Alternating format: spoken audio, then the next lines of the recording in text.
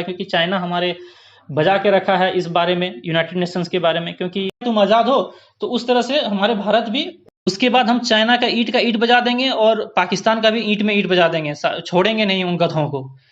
ठीक है। Hello everyone, welcome back to the channel.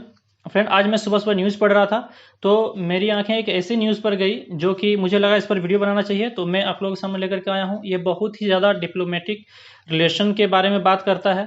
Okay, बहुत ही इंपॉर्टेंट है हमारे एग्जामिनेशंस के लिए, सभी कैंडिडेट के एग्जामिनेशंस के लिए, चाहे वो यूपीएससी से लेकर स्टेट पीसीएस की जिस चीज़ की तैयारी कर रहे हो। तो चलिए वो जो न्यूज़ तो ये आपके सामने है।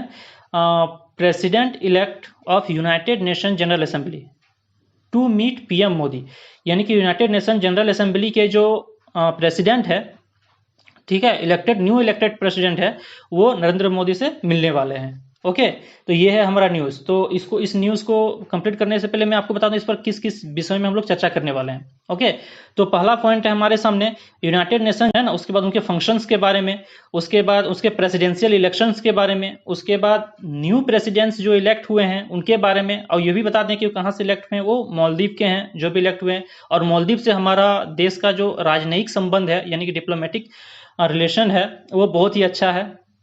सिंस 1966 से ही, जब से वो आज़ाद हुए हैं, कौन, मालदीव जब से अंग्रेज के रूल से आज़ाद हुए हैं तब से, है ना, हमारा रिश्ता बहुत अच्छा है। ओके, उसके बाद हम इसके हेडक्वार्टर्स के बारे में जानेंगे, यूएनजीए के, ठीक है, यूनाइटेड नेशन जनरल असेंबली के जो हेडक्वार्टर्स हैं उसके बारे में जानेंगे। उसके बाद बात करेंगे relation between India and Maldives, है ना, और हमारे इंडिया के साथ मालदीव्स के रिलेशंस कैसे हैं, है ना, उसके बारे में बात करेंगे कि हमको प्रॉफिट मिलने वाला है इससे या नहीं मिलने वाला है, क्योंकि चाइना हमारे बजा के रखा है इस बारे में, यूनाइटेड नेशंस के बारे में, क्योंकि वो परेशान करके रखा है, पाकिस्तान को हमेशा सपोर्ट करता है। ओके, तो चलिए देखते हैं। ये चीज़ स्टार्ट करने से पहले मैं आप लोगों के सामने एक अनाउंसमेंट करने वाला हूँ कि भाई अगर यदि पढ़ाई करने के पैसे मिले तो कैसा रहेगा। तो बस यही स्कीम मैं आप लोगों के सामने लेकर के आया हूँ कि जो आप लोग अभी मेरा चैनल को देख रहे हो, वीडियो से जुड़े हुए हो और जो सब्सक्राइब किए हुए हो, उसके लिए मैं एक रिवॉर्ड लेकर के आने वाला हूँ। मेरा एक टारगेट है 10K का। 10K मतलब 10,000 जो ये हैं सब्सक्राइबर हैं, वो जब पूरे हो जाएंगे और व्यूवर्स भी बहुत ज़्यादा बढ़ जाएंगे तो मैं आप लोगों के सामने सरप्राइज़ लेकर के आने वाला हूँ। वो एक्सपेंसिव होता जाएगा, जैसे जैसे फैमिली बढ़ेंगे हमारे चैनल के, उस तरह से वो एक्सपेंसिव होते जाएंगे। तो जल्दी जल्दी सब्सक्राइब कर लें। ओके, और वीडियोस जुड़े रहें। मैं लास्ट में देखूंगा कि कौन सबसे ज़्यादा वीडियो से जुड़े रहे, सब्सक्राइब किनका है, और एक टेस्ट भी लूँगा और उसके आधार पर मैं उसको रिवार्ड दूंगा। और वो रिवार्ड धीरे धीरे एक्सपेंसिव हो सकता है, वो फ़ोन भी ले जाएँ, वो कुछ भी ले जाए, पैसे, फ़ोन, कुछ भी हो सकता है, एक पैकेज हो सकता है। चलिए अब स्टार्ट करते हैं। तो सबसे पहले हम लोग बात करते हैं यूएनजीए के बारे में। स्टार्ट हो गया, आपके सामने आ चुका है। The United Nation general assembly is one of the 6 principal organs of United Nations. United Nations के जो 6 प्रिंसिपल ऑर्गन्स है जो आपके सामने ये रहा, ठीक है। जनरल असेंबलीज मतलब United Nation general assemblies, United nation security council, United nation secretariat, उसके बाद United nation economic and social council, उसके बाद यूनाइटेड नेशन ट्रस्टीशिप काउंसिल, उसके बाद इंटरनेशनल कोर्ट ऑफ जस्टिस। ये जो 6 ऑर्गन्स हैं, ये 6 ऑर्गन्स की बात कर रहा हूं, उनमें से एक है जनरल असेंबलीज, यानी यूनाइटेड नेशन जनरल असेंबलीज, जिसके बारे में अभी हम लोग चर्चा कर रहे हैं, क्योंकि इनके प्रेसिडेंट नए इलेक्ट हुए हैं और वो भारत से बात करने वाले हैं, मोदी जी से मिलने वाले हैं, ठीक है, हमारे पीएम मोदी। असेंबली के बारे में तो सर्विंग कैसे करते हैं, किस तरह से सेवा देते हैं, तो serving as main deliberative policy maker and representative organ of the United Nation. वो यूनाइटेड नेशन के किस तरह से करते हैं तो वो आपके सामने भी बताया मैंने, deliberative, policy making, representative organs of the United Nation. अब बात करते हैं, इनके अपने पावर होते हैं, कंपोजिशन होते हैं, फंक्शंस होते हैं और प्रोसीजर्स होते हैं। अब बात करते हैं इनके पावर्स के बारे में। इनके अपने पावर्स होते हैं, जो प्रेसिडेंट के पावर होते हैं बहुत ज़्यादा होते हैं, वो सुप्रीम माने जाते हैं। इनको पावर्स होते हैं किसी भी अपॉइंटमेंट में किसी को अपॉइंट करना, किसी भी वैकेंसी के लिए किसी को अपॉइंट करना, चाहे वो यूनाइटेड नेशन सिक्योरिटी काउंसिल के लिए हो या यूनाइटेड नेशन सिक्योरिटी काउंसिल के लिए भी बात करते हैं वो भारत से कि आपको जो है एक अस्थाई जगह दिया जाएगा, इस बारे में भी बोल रहे थे। तो इनको पूरा अथॉरिटी है, पूरा अधिकार है इस सब चीज में। उसके बाद कंपोजिशन के मामले में भी बहुत ज्यादा आगे हैं। और इनके पदेन सभापति होते हैं, ये पदेन जो स्पीकर होते हैं, है ना, मतलब कि ऑटोमेटिकली जो स्पीकर बन जाते हैं अध्यक्ष बनने के बाद। जैसे हमारे भारत में अगर यदि कोई उपराष्ट्रपति के लिए चयनित होते हैं तो वो पदेन सभापति होते हैं राज्यसभा के लिए, यानी कि स्पीकर वो ऑटोमेटिकली बन जाते हैं। ठीक है, तो वैसे भी इनका भी एक हाल है, सेम टू सेम। अब बात करते हैं फंक्शंस के बारे में। तो फंक्शंस के बारे में अब हम बात करें और प्रोसीजर जो कि चैप्टर 4 में मेंशन्ड है यूनाइटेड नेशन के चार्टर में। ठीक है, तो ये रहा उनके फंक्शन। बोल रहा है the delineated in the charter of the United Nation, जो कि यूनाइटेड नेशन के चार्टर हैं उनके अंतर्गत अगर हम बात करें, है ना, तो the function of the general assembly is, United nation का जो जनरल असेंबली का जो फंक्शन है वो है to discuss, debate and make recommendation on subject pertaining to international space and security. ठीक है, ये किस पर काम करते हैं, ये डिस्कस करते हैं, डिबेट करते हैं और रिकमेंड करते हैं कि किस सब्जेक्ट पे, तो pertaining to international peace and security पे, इन मामलों पे ये काम करते हैं। अब इंक्लूडिंग इसमें इंक्लूड कर देते हैं क्या क्या, ये किन किन सब्जेक्टों में इनके अंतर्गत कौन कौन से सब्जेक्ट आ जाते हैं। जैसे डेवलपमेंट के बारे में बात हो गई, ठीक है, उसके बाद डिसआर्मामेंट्स के बारे में बात हो गई। ओके, डिसआर्मामेंट्स मतलब हो गया कि शस्त्र नहीं होना। ठीक है, जैसे कोई न्यूक्लियर पावर बन रहा है, न्यूक्लियर बम बना रहे हैं तो उस पर वो पाबंद लगाने वाले कुछ होते हैं ना, इस तरह के मटेरियल, इस तरह के प्रॉब्लम। अब हिंदी में थोड़ा सा प्रॉब्लम हो रहा है समझाने में, तो बस इसी तरह से कुछ होता है कि आर्मामेंट्स नहीं ज्यादातर यूज कर सकता है। जैसे कि अफगानिस्तान में तालिबान अभी तहलका मचाए हुए हैं, फिर इस बारे में ज्यादा डिस्कस नहीं करेंगे, तो उन पर वो रोक लगा सकते हैं। ठीक है, इन बारे में इनको ऑथोरिटी है। उसके बाद ह्यूमन राइट्स, उसके बाद international law and the peaceful arbitration of dispute between country. ठीक है, जो कंट्रियों के बीच में डिस्प्यूट्स हैं, ठीक है, बिटवीन नेशंस यहाँ लिखा हुआ है, तो जो देशों के बीच में, दो देशों के बीच में या दो से अधिक देशों के बीच में डिस्प्यूट्स होते हैं, जैसे कि कश्मीर मामला है ना, इस पर वो हस्तक्षेप कर सकते हैं। या तो फिर तालिबान वाला और अफगानिस्तान वाले मामले पे वो लोग हस्तक्षेप कर सकते हैं। ये सब पावर उनके पास होता है, ये इस तरह से वो फंक्शन करते हैं। ओके, अब बात करते हैं कि इनके प्रेसिडेंशियल इलेक्शन के बारे में। तो प्रेसिडेंशियल इलेक्शन में जो होता है वो कैसे होता है वो हम आपको बताते हैं।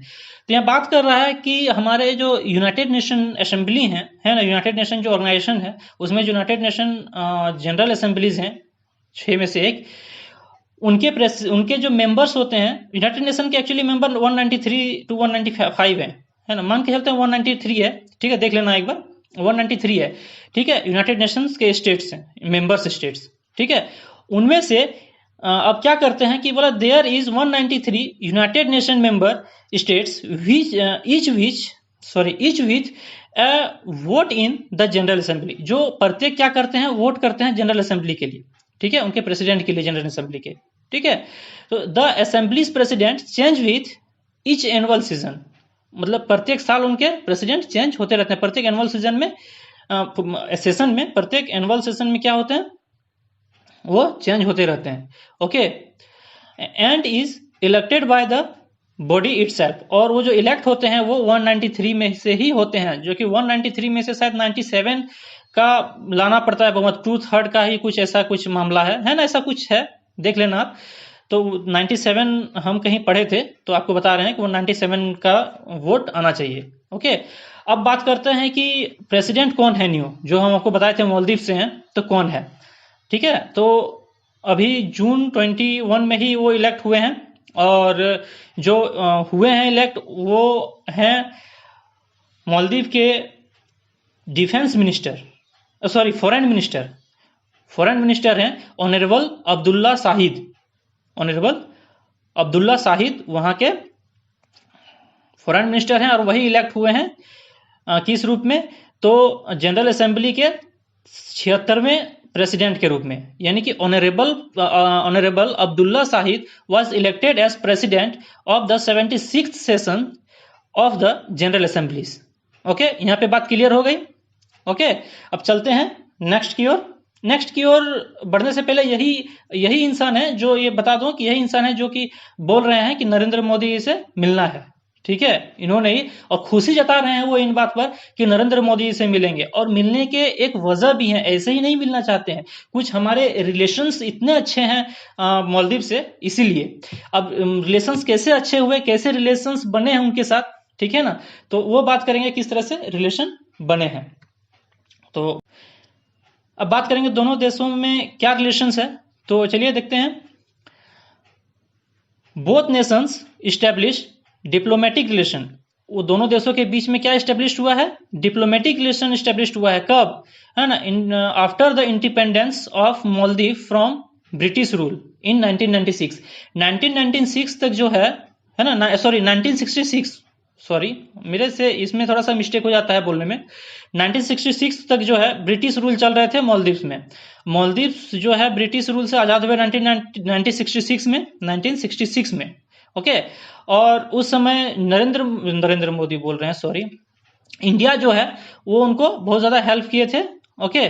और उस समय से वो आजाद होने के बाद से ही डिप्लोमेटिक रिलेशंस बहुत ही अच्छे तरीके से एस्टेब्लिश हो चुके हैं। अब कैसे हुए हैं, तो India was one of the first nation, उनमें से जितने भी पहले नेशन थे इस तरह करने वाले, उनमें से इंडिया भी एक थे, किसमें, टू रिकॉग्नाइज मालदीव्स इंडिपेंडेंस, मतलब कि मालदीव को जो है एक स्वतंत्र देश के जैसा एक मान्यता देने वाले में से इंडिया भी उन पहले देशों में से एक है। ठीक है, इसीलिए इनका रिश्ता बहुत अच्छा है। कि मान लो कि भाई कोई देश है वो आजाद हो चुका है, लेकिन वो मान्यता प्राप्त करेगा तब ना कि आजाद हुए हैं, तो कुछ नेशंस उसको मान्यता देते हैं कि हाँ भाई तुम आजाद हो, तो उस तरह से हमारे भारत भी उनमें से एक है जो पहले उनको रिकॉग्नाइज किया गया था। ठीक है, अब बात करते हैं कि सिंस देन, उस समय से India and Maldives have developed close strategic military economic and cultural relations, है ना, ये सारे रिलेशंस में वो लोग बहुत ही ज्यादा मजबूत हैं। ओके, आप देख सकते हैं किस तरह से नरेंद्र मोदी जी और वहाँ के प्रेसिडेंट, मालदीव्स के प्रेसिडेंट, जिनका नाम है इब्राहिम मोहम्मद सोलेह, है ना, ये बहुत ही अच्छी तरह से कितने अच्छे से मुस्कुराते हुए लग रहे हैं कि हाँ भाई कुछ तो बात है, तो ये बहुत ही इंपॉर्टेंट है हमारे मैटर में।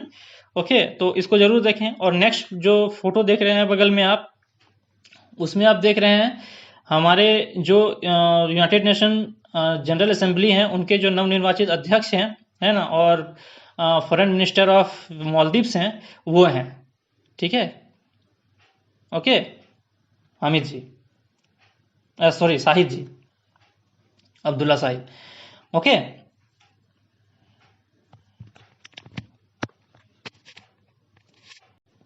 हमारे विदेश सचिव जो हैं हर्ष श्रृंगला जी, उन्होंने बताया है कि कुछ बायलैटरल और मल्टीलैटरल जो कुछ संधि होने वाले हैं हम लोगों के, हमारे भारत और अब्दुल्ला शाहिद के जो मालदीव्स हैं उनके बीच में। ठीक है, तो कुछ इसका डिस्कशन चलने वाले हैं, और उन्होंने बताया है कि एक चीज बहुत ही इंपॉर्टेंट, जो कि बहुत ही जरूरी था ये चीज बात करने का, यही सबसे बड़ा मेन फैक्ट है बात करने का, कि हमारे जो यूनाइटेड नेशन सेक्रेटरी काउंसिल है, ठीक है, उस पर हमारा अस्थाई सीट दिलाने में वो मदद करेंगे, क्योंकि प्रेसिडेंट है, उनको ये अथॉरिटी होता है, वो दिलाने में मदद करेंगे, वो पूरी तरह से प्रयत्नरत हैं और वो दिलाएंगे, पूरा भरोसा है।